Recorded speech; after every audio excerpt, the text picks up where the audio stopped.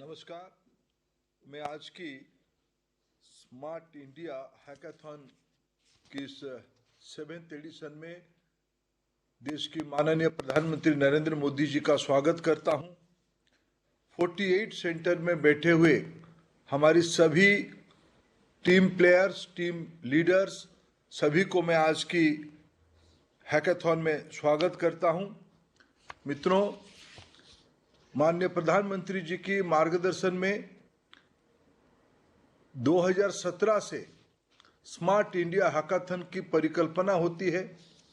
देश की नई पीढ़ी की उन्नत विचार को देश की विकास के काम पे जोड़ने के लिए स्वयं प्रधानमंत्री जी निरंतर उसको लीड कर रहे हैं। आज हम सभी की सौभाग्य है उसी की 7th एडिशन में स्वयं प्रधानमंत्री जी आए हैं। इस बार स्मार्ट इंडिया हैकाथॉन में जो चैलेंज हो रही है उसमें 2,67,000 पार्टिसिपेंट हैं। मित्रों, इस हैकाथॉन की अगर थोड़ी सी इतिहास रखा जाए, 2017 में 7,531 टीम बने थे। आज उसकी 6 गुना वृद्धि होके 6 टाइम ग्रोथ होके 44,617 टीम बने हैं। 51,000 आइडिया, यही तो उद्देश्य है हैकाथॉन की। देश की आवश्यकता को ध्यान में रखते हुए 51,000 नए आइडियाज की आज प्रतियोगिता होगी। आने वाले कुछ दिन तक इस प्रतियोगिता को आगे बढ़ाया जाएगा। लक्ष्य है भारत को विकसित करना। 2047 तक भारत को विकसित बना के हम सब रहेंगे। स्वयं प्रधानमंत्री जी इस आह्वान को दिए हम लोगों के सामने। हम उस सभी लोग आज उसी में हम आगे बढ़ रहे हैं। देश में राष्ट्रीय शिक्षा नीति 2020 34 सालों के बाद अमल में आई है। उसी के तहत देश में आज कई नई ऊंचाई हम छू रहे हैं। विश्व के हम 5 नंबर की बड़े अर्थनीति बने हैं। विश्व की सबसे ज्यादा नौजवानों की देश भारत है।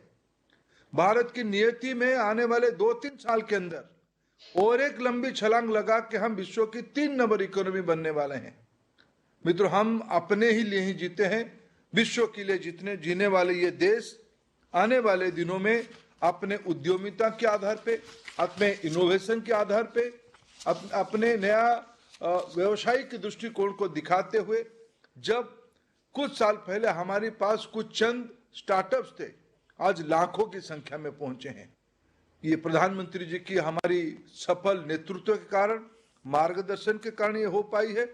मैं आज इस कार्यक्रम में माननीय प्रधानमंत्री समेत सभी अभ्यर्थियों को स्वागत करता हूं। मैं माननीय प्रधानमंत्री जी का विनती भी क्या करता हूं, इस स्मार्ट इंडिया हैकाथॉन के ऊपर एक छोटी सी फिल्म स्क्रीनिंग कराने के लिए। Innovations and technological advancements are the cornerstones of any developed nation. Realizing the importance of scientific breakthroughs, India, under the dynamic leadership of Prime Minister Narendra Modi, has taken a quantum leap in the area of space exploration, pharmaceuticals, defense technology and more. In the past few years, the Modi government has encouraged young minds of India to transform their innovative thoughts and ideas into sustainable solutions to realize the dream of Viksit Bharat at 2047. Smart India Hackathon is one such initiative that was designed to give the youth of India a platform where they can give wings to their vision. Through its 36-hour software edition and 5 days hardware edition, the platform has harnessed the power of young scientific minds and has improved the lives of common people through innovations. 2017 में जब से ये अभियान हमने शुरू किया है, तब से इसका निरंतर विस्तार होता रहा है।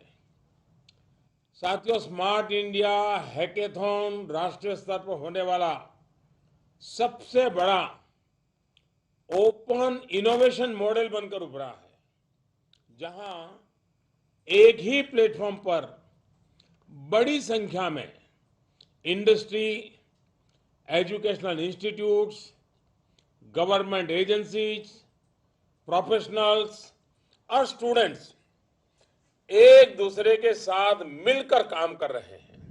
In just 6 years, the Smart India Hackathon has witnessed a seven-fold increase in the submission of ideas.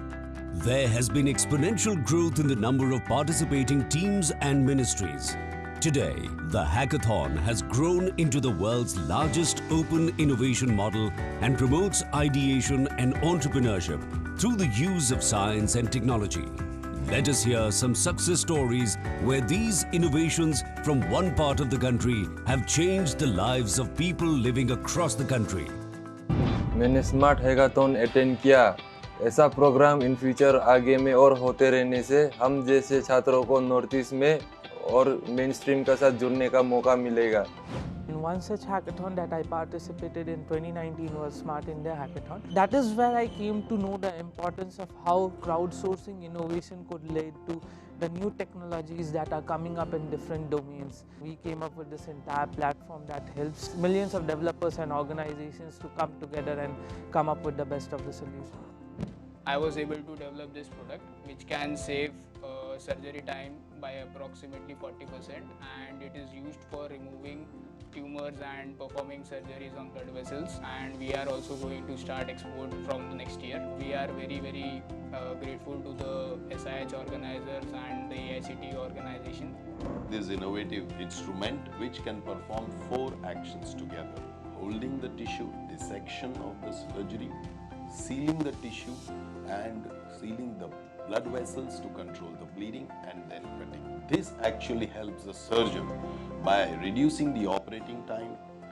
We have developed a sustainable dam-proof bricks which is made entirely from 100% recycled waste material. With our solution, we are trying to solve 2 major problems of our country. One is of the single-use plastic waste and industrial waste, and second, the carbon-emitting brick industry. Today, we have delivered our products from Chennai to Srinagar. Thinking about innovation and startup is challenging, and that if you are a student, but SIH made that possible. हम एक छोटा resort बना रहे हैं, उसके अंदर में seepage की थोड़ी सी कुछ इशू आ रही थी। 200 बाथरूम्स के अंदर ये ब्रिक्स लगाई है जिसके अंदर सीपेज 0 इशू है।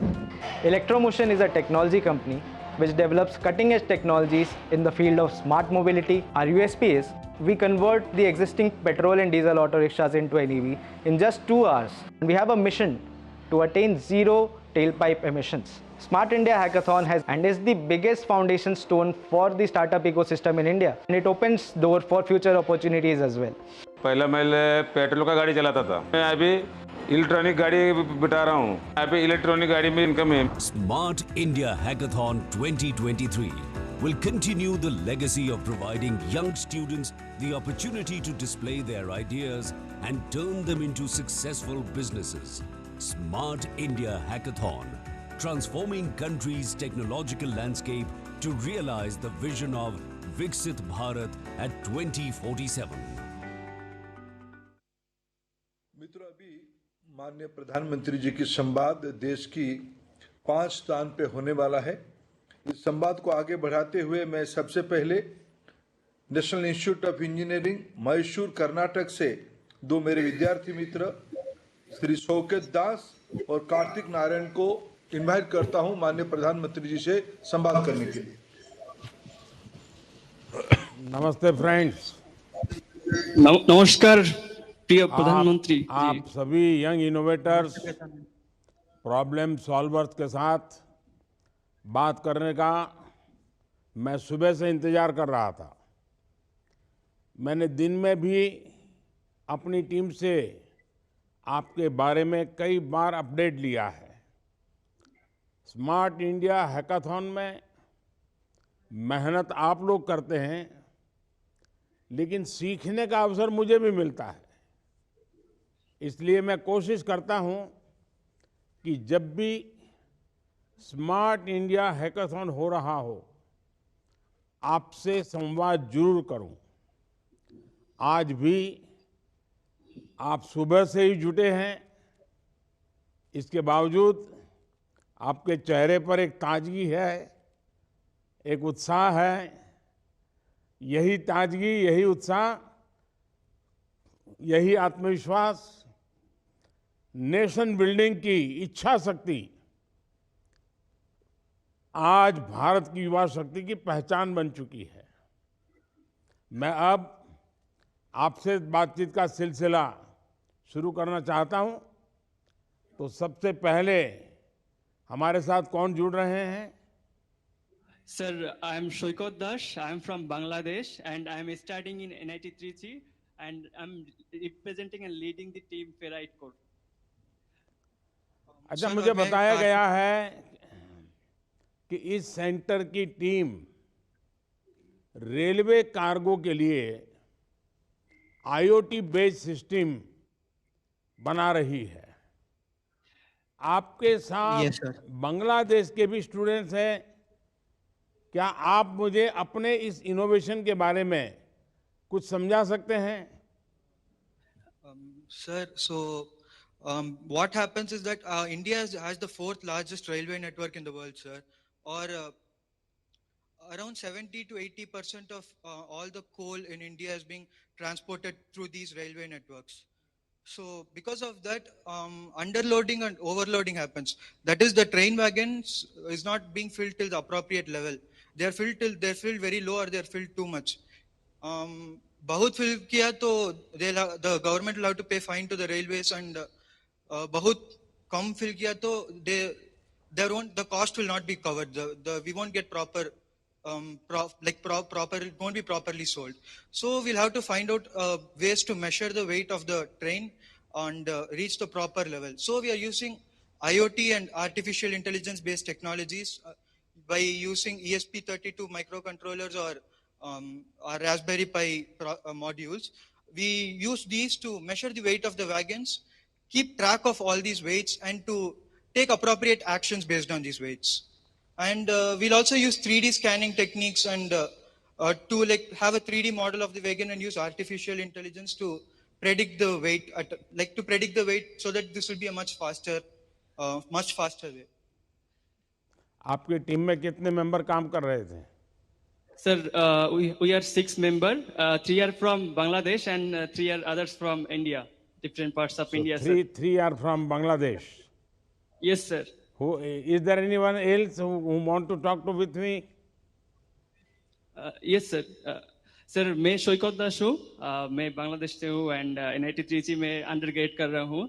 And sir, first I want to give a appreciate of your initiative that Vikasit Bharat.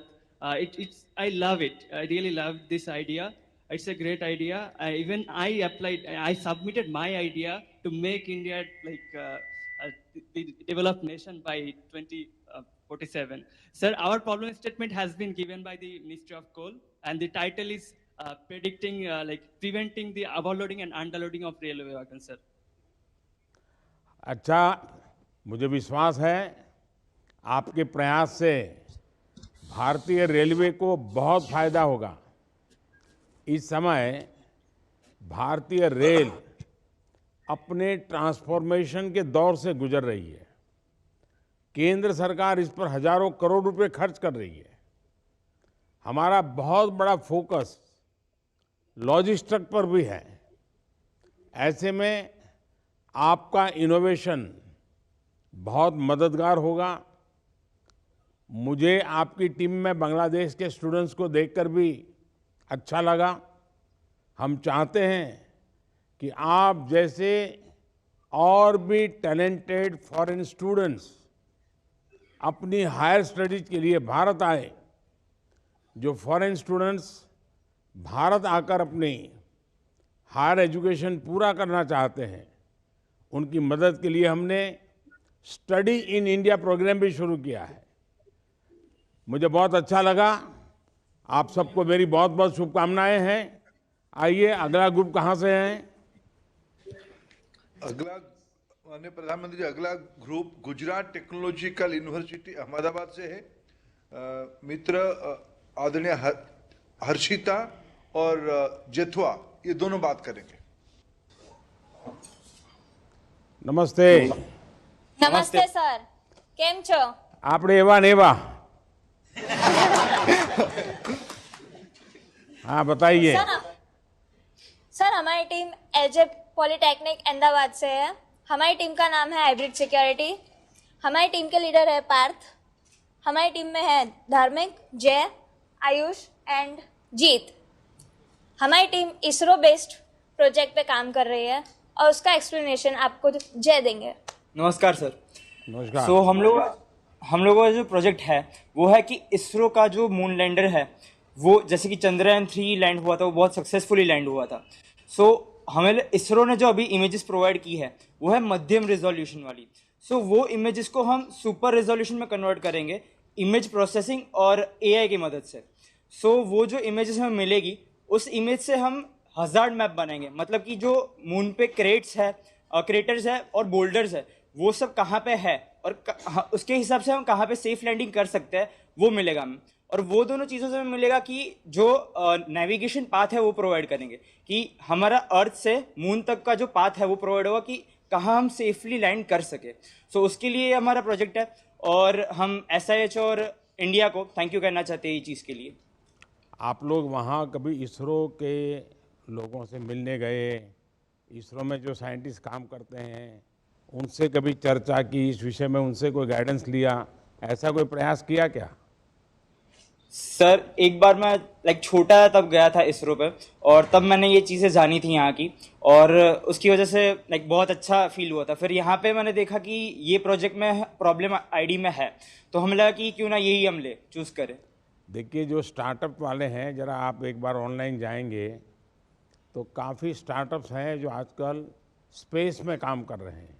Ji sir. अगर आप उनसे भी कांटेक्ट करेंगे तो हो सकता है आपके नए नए आइडियाज़ वो इंक्यूबेशन और बाद में स्टार्टअप के रूप में बहुत बड़ी मात्रा में उपयोगी हो सकते हैं।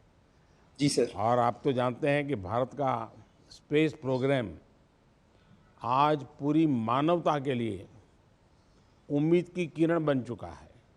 जी सर। चंद्रयान 3 ने भारत को चंद्रमा पर लैंड कराया। ये सफलता सिर्फ इतनी ही नहीं है, इसने भारत के प्रति दुनिया का नजरिया ही बदल दिया है। दुनिया में ये भाव और सशक्त हुआ है कि भारत कुछ भी कर सकता है। आप जैसे अनेक युवा साथी जो देश के स्पेस सेक्टर में कंट्रीब्यूट करना चाहते हैं उनके लिए ये बेहतरीन टाइम पीरियड है। स्पेस टेक आधारित इकोनॉमी के लिए आने वाले दशक बहुत अहम होने वाले हैं। इसमें भारत अग्रणी देशों में हो, इसलिए हमने बीते 10 वर्षों में बड़े रिफॉर्म्स किए हैं।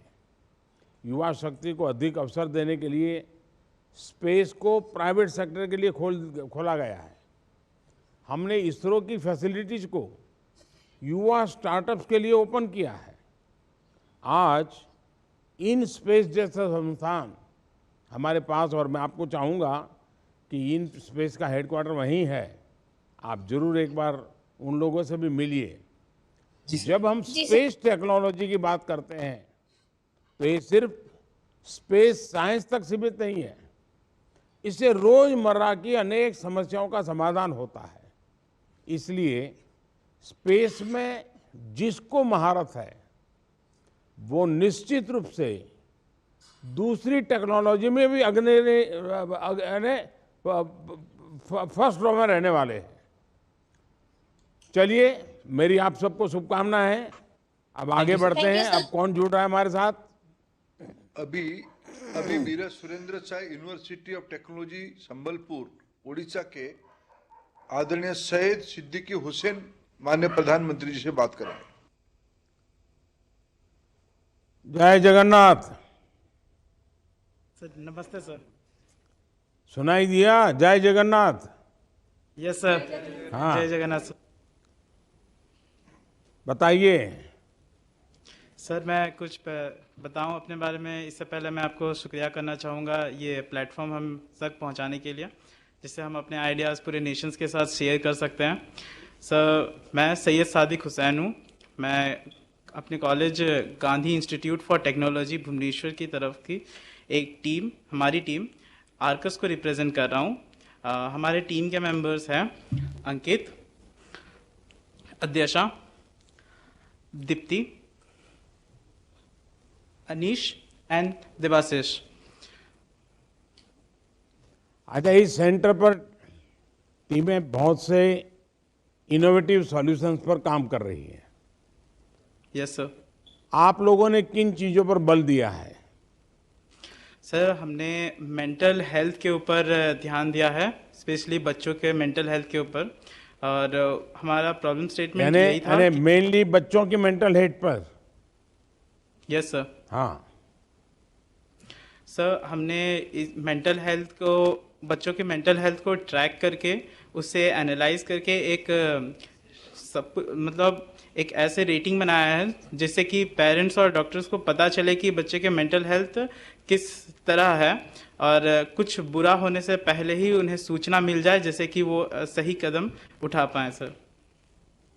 आपने इसके लिए एआई वगैरह का तो उपयोग किया होगा, लेकिन क्या फिजिकली इस प्रकार से बच्चों से बातचीत, उनका कोई टेस्टिंग, ये सब किया है क्या?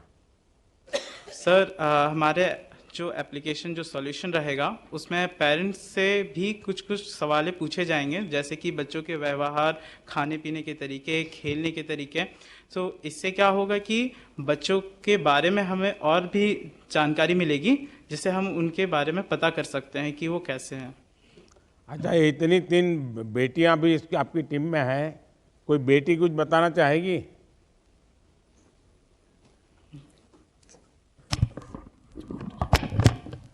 नमस्ते सर। नमस्ते सर, हम ये जो हमारा प्रॉब्लम स्टेटमेंट है, इसको हम इस तरह से मतलब एक सॉल्यूशन लेके आए हैं, जैसे कि ये एक हम एआई यूज़ कर रहे हैं इस मतलब ये जो एप्लीकेशन में, और इससे हम वो जो भी मतलब वो बच्चा होगा उसको हम मतलब वो हमारा एआई जो होगा उसको यूज़ करके हम एक सेफ्टी रेटिंग जनरेट कर रहे हैं 1 से 10 के बीच। तो अगर 5 से 10 तक अगर हमारा वो रेटिंग जनरेट होता है तो हम बस पेरेंट्स को एक मतलब नोटिफिकेशन या फिर अलर्ट करेंगे कि आपका बच्चा मतलब कुछ तो मतलब उसका जो व्यवहार है उसमें कुछ तो है, तो आप ज़रा ध्यान रखिए। अगर 5 से कम है तो हम हमारी जो एप्लीकेशन रहेगा उसमें हम मेंटर सपोर्ट और जो एक्सपर्ट होते हैं वो पेरेंट्स को रिकमेंड करने वाले हैं कि आप मतलब अपने बच्चों को मतलब थोड़ा वो गाइड करेंगे। तो ये होने से मतलब काफ़ी वो पेरेंट्स को, उन बच्चों को और एक्सपर्ट्स को भी मतलब बहुत अच्छा एक ब्रिज बन जाएगी उन लोगों के बीच, तो वो उपकृत होंगे इस चीज़ के बारे में। बहुत बहुत बधाई हो, आपका ये प्रॉब्लम एरिया बहुत महत्वपूर्ण है। नौजवानों में मेंटल हेल्थ प्रॉब्लम्स एक ऐसी समस्या बन गई है जिसे नज़रअंदाज नहीं किया जा सकता। शिक्षा मंत्रालय के भी ऐसी टीम्स के साथ काम करना बहुत ज़रूरी है, और ये पता लगाना चाहिए कि हम ऐसी टेक्नोलॉजीज़ को अपने स्कूल और कॉलेज में कैसे प्रयोग कर सकते हैं। भारत को विकसित बनाने के लिए बहुत ज़रूरी है कि भारत के नौजवानों का मानसिक विकास उतना ही मजबूत हो। मुझे ये जानकर भी बहुत खुशी हुई है कि आपने विकसित भारत के लिए अपने आइडियाज़ शेयर किए हैं। आप जैसे स्टूडेंट्स के लिए सरकार ने भी MyGov पर एक विशेष पोर्टल बनाया है, मेरा युवा भारत, यानी माय भारत। माय भारत नाम से एक और संगठन का निर्माण हुआ है जो देश की युवा शक्ति को दिशा देने का काम कर रहा है। आप भी इसमें अपना रजिस्ट्रेशन जरूर करवाएं। आइए, अगली टीम कहाँ से है? अगली team Assam royal global university Guwahati से हैं। अभी एआई टूल के माध्यम से, भाषिणी टूल के माध्यम से आदरणीय रेशमा माननीय प्रधानमंत्री जी से संवाद करेंगे। पहली बार हम भाषिणी टूल को इस प्रकार के संवाद में यूज करेंगे। वणक्कम।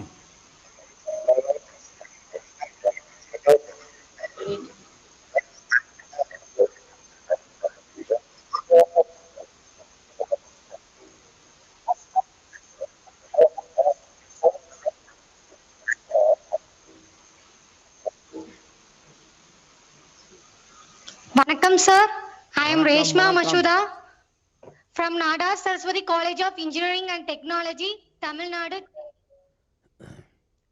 From Tamil Nadu, Theni. I आप am सबका representing स्वागत in है। Team जरा Innovation अपने Squad. बारे में और अपनी टीम ने क्या काम किए जरा बताइए। देखिए, आप गुवाहाटी में आई टीम्स दक्षिण भारत से कई घंटों की यात्रा के बाद आप गुवाहाटी पहुंची है। आप सभी एक भारत श्रेष्ठ भारत की भावना के एम्बेसडर है। आप मुझे अपनी टीम के बारे में बताएं और आप किस प्रॉब्लम एरिया पर काम कर रहे हैं, आप किस प्रकार इसका समाधान ढूंढ रहे हैं, ये मैं जानना चाहता हूं। इसकी जानकारी भी दे।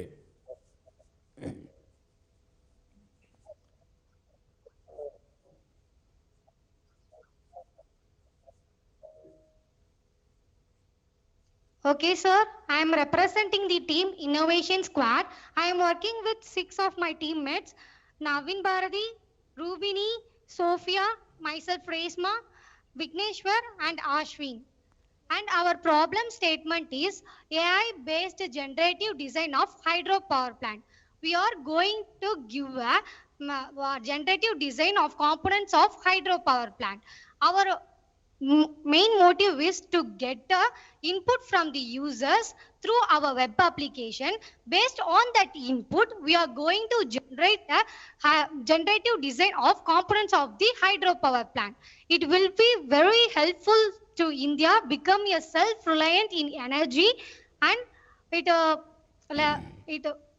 will reduce the dependency of the fossil fuel. We are using AI yeah, in please. backend, sir. Please go ahead.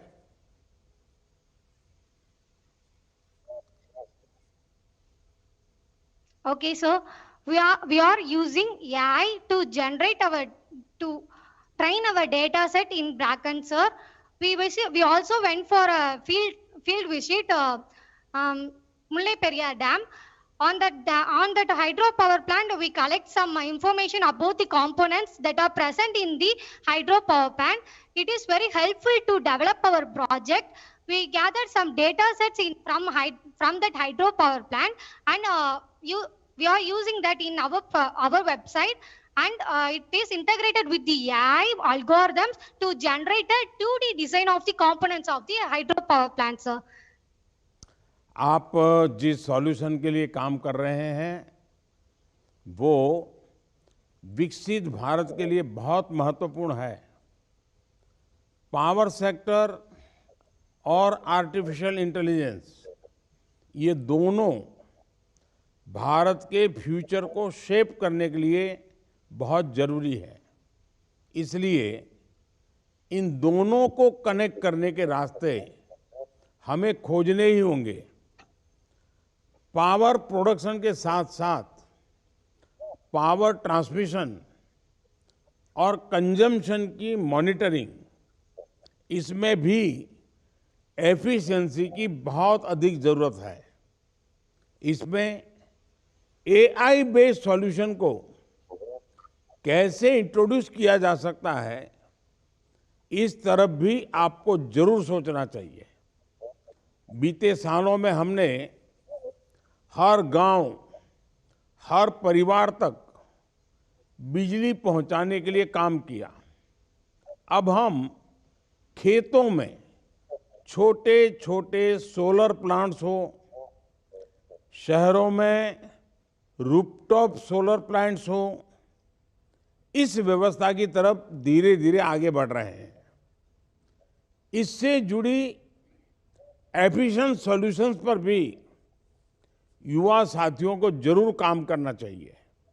वैसे मैं दक्षिण भारत से आए विद्यार्थियों से ये भी कहूँगा कि नॉर्थ ईस्ट आए हैं तो इस हैकेथॉन के बाद ज़्यादा से ज़्यादा घूमने की भी कोशिश करें। नॉर्थ ईस्ट के लोग आपसे बहुत गर्मजोशी से मिलेंगे। मैं आपको अपने अनुभव से बता सकता हूं कि आपको नॉर्थ ईस्ट में बहुत कुछ सीखने को भी मिलेगा। आप सभी को मेरी बहुत बहुत शुभकामनाएं हैं और मैं मानता हूं कि एआई का ये प्रयोग जरूर आप लोगों को भी अच्छा लगा होगा। Really very thank you, sir. चलिए अब अगले सेंटर की तरफ चलते हैं। आप सबको वणक्कम। अभी Noida institute of engineering and technology Uttar Pradesh के मित्र ऋषभ एस विश्वामित्र माननीय प्रधानमंत्री जी से संवाद करेंगे। नमस्ते जी। Namaskara, Pradhan Mantri ji. It is an honor and a great pleasure to present to you a solution for detecting phishing domains using artificial intelligence and machine learning, which we have done according to the problem statement provided by the NTRO. So, I am Rishabh Vishwamitra. We are from Dayanand Sagar College of Engineering, Bengaluru. These are my teammates, Ashman, Anuj, Reema, Nanjunda, and Srinidhi. I am pursuing computer science and engineering, while my teammates are pursuing electronics and telecommunication, biotechnology, and computer science respectively. So phishing attacks are the most common form of cybersecurity attacks, where a person pretends to be a trustworthy entity and tries to extract sensitive and valuable information from the user. This is not something just the common man has to deal with, but also big companies. The current existing approaches to deal with this are methods like the blacklist approach, the rule-based method, and website signature-based approach. All of these are very single-dimensional and cannot keep up with the ever-evolving phishing attacks. That is why we have combined all these three methods using machine learning to harness the power of AI to continually learn from the phishing attack patterns, so we are well equipped to deal with future phishing attacks.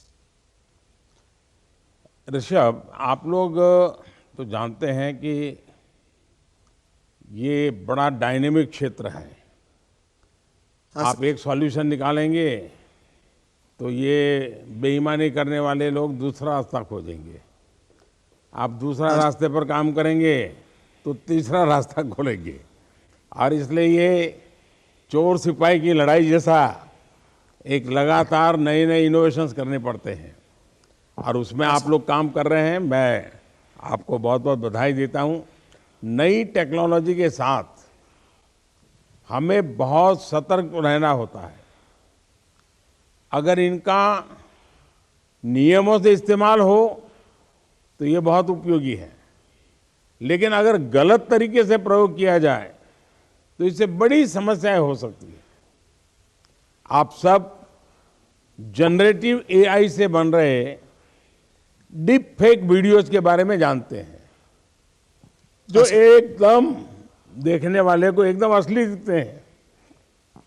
इसलिए हमें किसी भी video या photo पर विश्वास करने से पहले अधिक सतर्क होने की जरूरत है। भारत एआई को लेकर एक ग्लोबल फ्रेमवर्क बनाने पर भी जोर दे रहा है, और मैं मानता हूं कि ये एक ऐसा नया चुनौती है।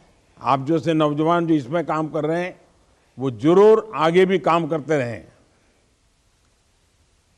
फ्रेंड्स, वाकई आप सभी से बात करके मुझे बहुत अच्छा लगा। मुझे खुशी है कि देश की नौजवान पीढ़ी देश के सामने मौजूदा चुनौतियों के सॉल्यूशन देने के लिए दिन रात एक कर रही है। पहले जो हैकेथॉन्स हुए उनसे मिले सॉल्यूशंस बहुत कारगर रहे हैं। हैकेथॉन्स में शामिल कितने ही स्टूडेंट्स ने अपने स्टार्टअप भी शुरू किए हैं।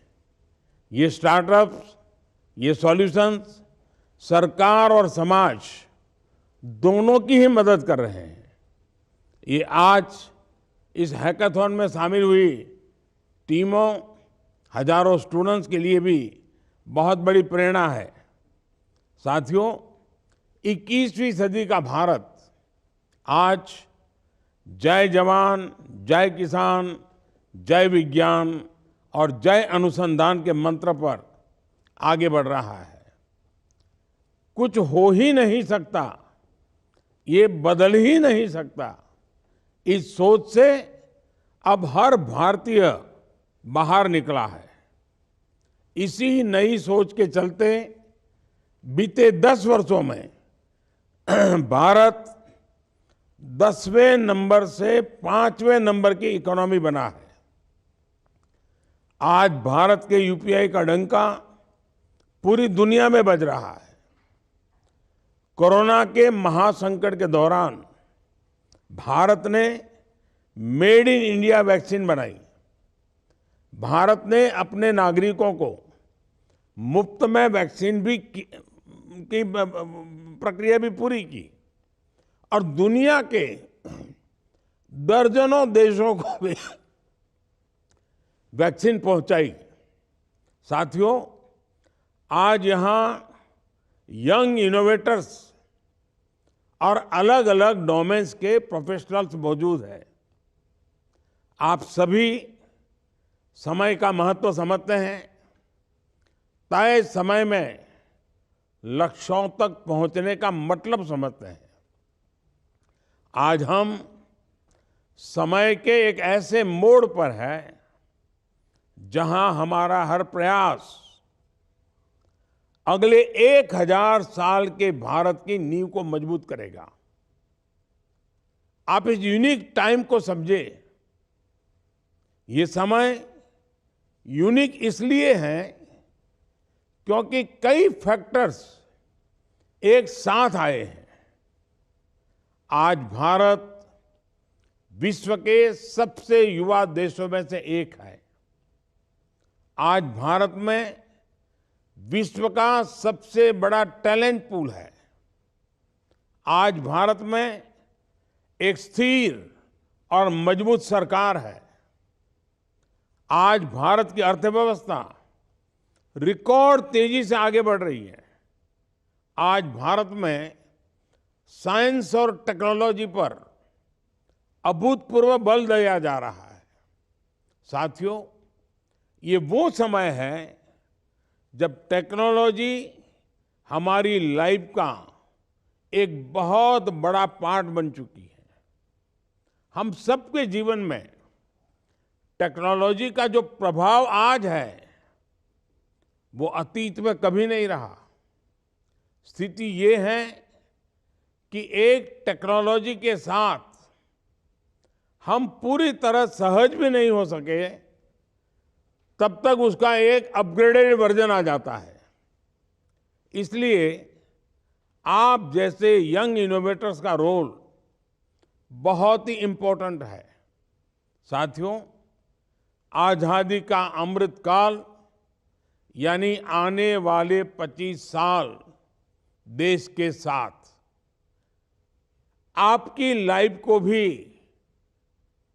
ये समय एक तरफ 2047 की तरफ की यात्रा और दूसरी तरफ आपके जीवन पूर्ण महत्व के महत्वपूर्ण वर्षों की यात्रा, दोनों साथ साथ है।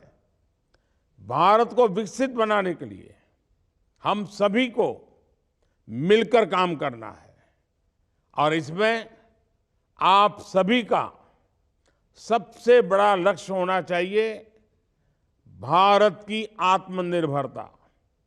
हमारा भारत आत्मनिर्भर कैसे बने? आपका लक्ष्य होना चाहिए कि भारत को कोई भी टेक्नोलॉजी इंपोर्ट न करनी पड़े, किसी भी टेक्नोलॉजी के लिए दूसरों पर निर्भर रहना न पड़े। अब जैसे डिफेंस सेक्टर है, आज भारत डिफेंस टेक्नोलॉजी में आत्मनिर्भरता के लिए काम कर रहा है, लेकिन अभी भी डिफेंस टेक्नोलॉजी से जुड़ी कई ऐसी चीजें हैं जिनको हमें इंपोर्ट करना पड़ता है। इसी तरह अपनी मैन्युफैक्चरिंग कैपेसिटी को बढ़ाने के लिए हमें सेमीकंडक्टर और चिप टेक्नोलॉजी में भी आत्मनिर्भर बनना होगा। क्वांटम टेक्नोलॉजी और हाइड्रोजन एनर्जी जैसे सेक्टर्स को लेकर भी भारत की एस्पिरेशंस बहुत हाई है। सरकार ऐसे सभी सेक्टर्स पर विशेष फोकस कर रही है, 21वीं सदी का आधुनिक इकोसिस्टम बना रही है, लेकिन इसकी सफलता आप युवाओं की सफलता पर निर्भर करती है। साथियों, आज पूरी दुनिया की नजरें आप जैसे यंग माइंड्स पर टिकी है। दुनिया को विश्वास है कि भारत में उसे ग्लोबल चैलेंजेस का लो कॉस्ट, क्वालिटी, सस्टेनेबल और स्केलेबल सॉल्यूशन मिलेगा। हमारे चंद्रयान मिशन ने विश्व की उम्मीदों को कई गुना बढ़ा दिया है। आपको इन उम्मीदों को ध्यान में रखते हुए अलग अलग सेक्टर्स में नई टेक्नोलॉजी को इनोवेट करना है। आपको देश की आधुनिक जरूरतों को ध्यान में रखते हुए अपनी दिशा तय करनी है। साथियों, स्मार्ट इंडिया हैकेथॉन का लक्ष्य देश की समस्याओं का समाधान और समाधान से रोजगार का निर्माण, एक ऐसे चेन को चला रहा है। स्मार्ट इंडिया हैकेथॉन से देश की युवा शक्ति विकसित भारत के लिए समाधान का अमृत निकाल रही है। मुझे आप सभी पर, देश की युवा शक्ति पर अटूट भरोसा है। आप कोई भी समस्या देखें, कोई भी समाधान ढूंढे, कोई भी इनोवेशन करें, आपको विकसित भारत का संकल्प, आत्मनिर्भर भारत का संकल्प, इसे हमेशा याद रखना है। आप जो भी करें वो बेस्ट हो। आप ऐसा काम करना है कि दुनिया आपको फॉलो करे। एक बार फिर आप सभी को बहुत बहुत शुभकामनाएं, बहुत बहुत धन्यवाद।